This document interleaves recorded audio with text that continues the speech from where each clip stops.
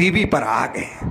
और जब रात को 8 बजे टीवी पर आ गए, कहा भाइयों बहनों, तो हमारे लोगों ने सोचा लग रहा 15-15 लाख मिलने वाला है। हमारे लोग टीवी से और सट करके नजदीक आकर के बैठ गए कि लग रहा है मोदी जी 15-15 लाख देने की घोषणा करने वाले।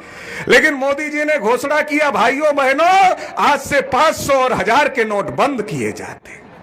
हमारे लोगों को भाजपा के लोगों ने समझाया कि अरे ये 500 1000 के नोट क्यों बंद किए जा रहे हैं, क्योंकि ये जितना काला धन है ये सब निकालना है।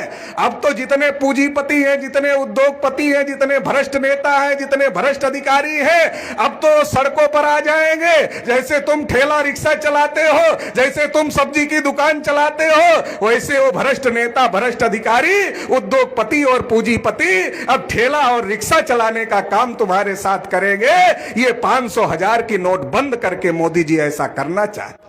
हमारे लोग बहुत खुश हो गए, लंबी लंबी लाइनें लगी, हमारे लोग लंबी लंबी लाइनों में लग गए, हमारी माताएं बहनें भी लंबी लंबी लाइनों में लग गई, बहुत सारे लोग उन लाइनों में मर गए।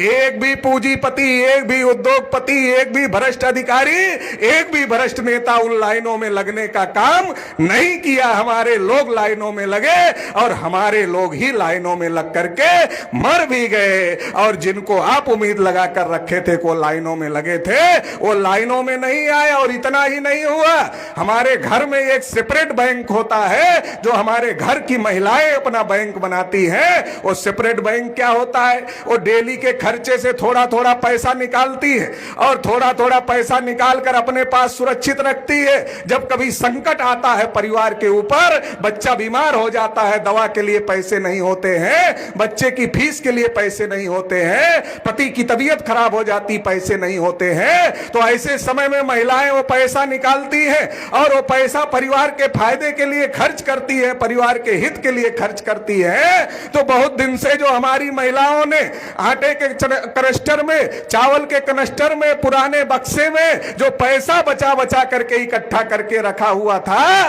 वो 500 1000 के जब नोट बंद हुए तो सारा का सारा पैसा मोदी उठा ले गया।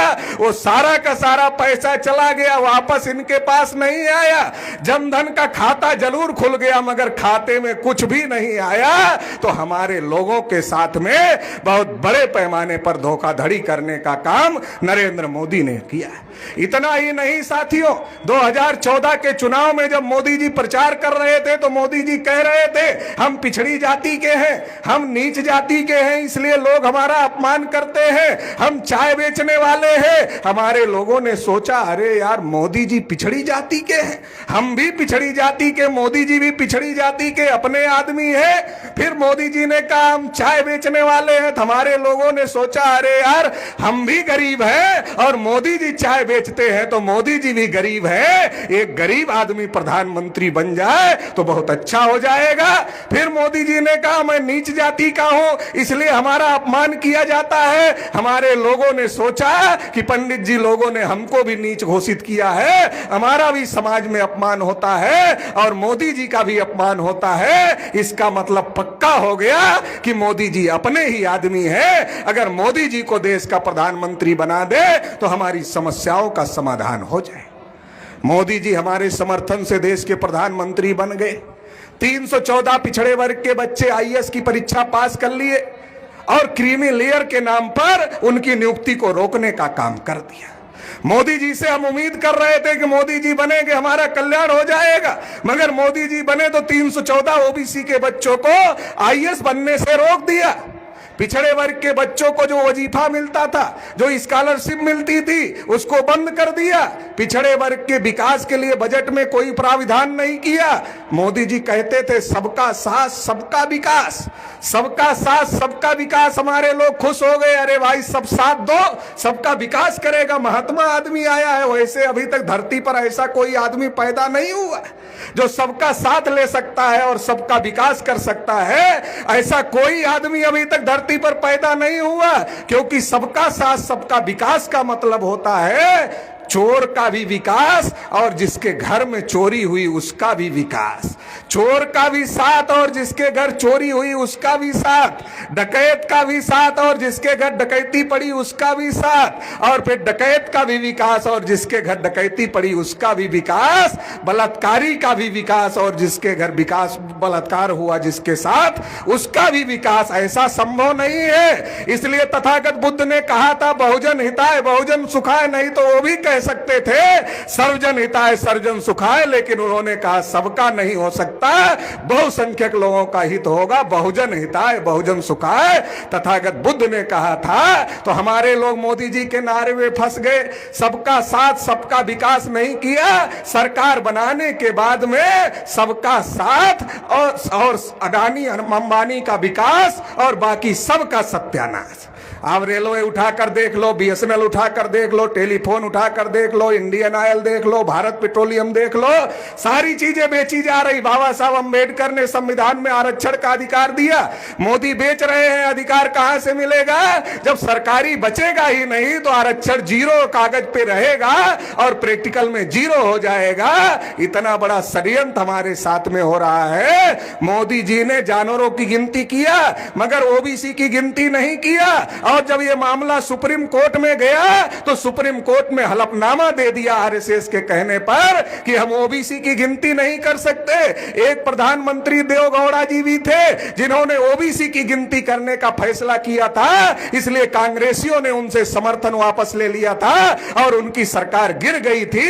एक देवगौड़ा जी प्रधानमंत्री थे जो पिछड़े वर्ग के थे और उन्होंने अपनी सरकार गंवाने का काम किया था जाति आधारित गिनती के मुद्दे पर। लेकिन एक मोदी जी है जो आरएसएस की गुलामी कर रहे हैं और खुद को पिछड़े वर्ग का कहते हैं। अरे मोदी जी, आप पिछड़े वर्ग को कहते हो अपने को, आपको शर्म आनी चाहिए कि देश में जानवरों की गिनती होती है, कुत्तों की गिनती होती है, आप पिछड़े वर्ग से प्रधानमंत्री हो, आप पिछड़ों की गिनती नहीं कर सकते, तो आपको शर्म आनी चाहिए। साथियों, बहुत बड़ी धोखेबाजी चल रही है, हमें समझने की जरूरत है। 2017 का चुनाव आया, केशव प्रसाद मौर्य को बीजेपी के लोगों ने आगे किया, कहा केशव प्रसाद मौर्य को उत्तर प्रदेश का मुख्यमंत्री बनाएंगे और केशव प्रसाद मौर्य का प्रचार किया।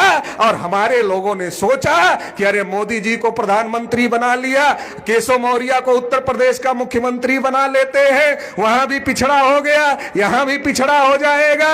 हमारे लोगों ने बीजेपी को समर्थन दिया और जब बीजेपी को बहुमत मिल गया तो केशव प्रसाद मौर्य को मुख्यमंत्री नहीं बनाया बल्कि केशव मौर्य को उप बनाकर चुप कर दिया और योगी आदित्यनाथ को उत्तर प्रदेश का मुख्यमंत्री बना दिया।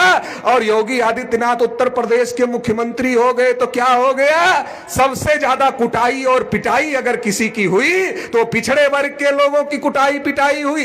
पिछड़े वर्ग से कौन सी जाति बिरादरी की हत्याएं नहीं हुई, कौन से लोगों को फर्जी इनकाउंटर का शिकार नहीं बनाया गया, किनके घरों को नहीं गिराया गया, किनकी जमीनों को कब्जा नहीं किया गया, किनके अधिकारियों कर्मचारियों का उत्पीड़न नहीं किया गया। सबसे ज्यादा अन्याय अत्याचार अगर किसी के साथ हुआ तो जिन्होंने बीजेपी की सरकार बनाई थी उन्हीं लोगों के ऊपर अन्याय और अत्याचार हुआ। और इतना ही नहीं, हमारे लोगों को यह भी बताया था बीजेपी आरएसएस के लोगों ने, एक एक मौर्य के घर में बैठकर, एक एक कुर्मी के घर में बैठकर, एक एक पाल के घर में बैठकर, एक एक सोनी के घर में बैठकर, एक एक निषाद केवट बिंद के घर में बैठकर यह बताया था कि अरे अखिलेश यादव की सरकार आती है तो सारी की सारी नौकरियां यादवों को मिल जाती है, और अगर मायावती की सरकार आती है तो सारी की सारी नौकरियां चमारों को मिल जाती है। अरे हमारी सरकार बनाओ, हमें तो ना यादव को देना है नौकरी, ना जाटों को देना है नौकरी, हम तो सारी की सारी नौकरियां आप लोगों को ही देने वाले हैं। हमारे लोगों ने सोचा बड़ा अच्छा मौका है, अगर बीजेपी की सरकार बना देते हैं तो ये सारी नौकरियां हमारे बच्चों को मिलेगी। सरकार तो बन गई, नौकरियां मिली क्या? अरे नौकरियां नहीं मिली। गोरखपुर यूनिवर्सिटी का मामला उठाकर देख लो, एक ही ठाकुर जाति के लोगों का कब्जा हो गया। बादा यूनिवर्सिटी में नियुक्ति का मामला देख लो, एक ही जाति का कब्जा हो गया। एपीआई नियुक्त किए गए उसका मामला देख लो, एक ही जाति का कब्जा हो गया।